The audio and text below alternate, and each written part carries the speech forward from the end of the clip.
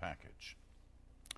Most Canadian men who are circumcised had the procedure done when they were infants. Now, however, this man, Paul Tinari, says for him, circumcision was a traumatic event with terrible consequences. So he spent years trying to change that. The CBC's Chris Brown explains. For Paul Tinari, it was the unkindest cut.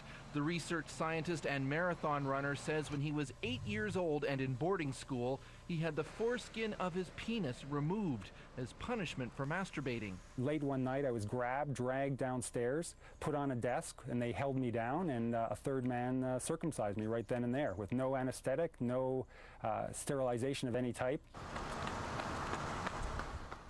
He says it led to a lifetime of physical and psychological trauma. But 3 months ago, Tinari says all that changed after a plastic surgeon performed a rare operation and reconstructed his lost foreskin. What happens is they take a strip of scrotal skin and transplant it onto the shaft of the penis and then make a reasonable facsimile of a foreskin.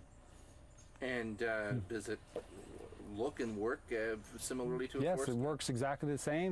Perhaps equally remarkable is that the province of BC agreed to pay Tinari's $12,000 medical bill, concurring that in this case there was a serious medical health issue at stake, an opening Tinari hopes other men can exploit. So now men know that they don't have to be powerless and helpless anymore. They can now move forward and reclaim what is rightfully theirs. And then I'll just cut this foreskin off.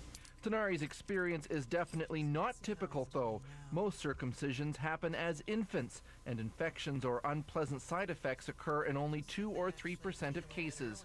Overall, the rate of newborn circumcisions in Canada has been steadily declining and now stands at roughly 14%, down significantly from 48% in 1970. The old debate about circumcision is very similar to a tennis match in that the ball goes back and forth. Calgary Dr. Peter Neiman says medically, circumcision can help prevent some infections and possibly sexually transmitted diseases, but ultimately it's a parent's choice. I think it's something that most parents have to work out for themselves.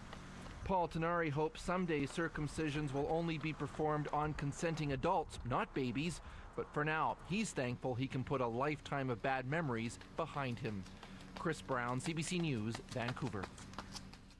North American stock market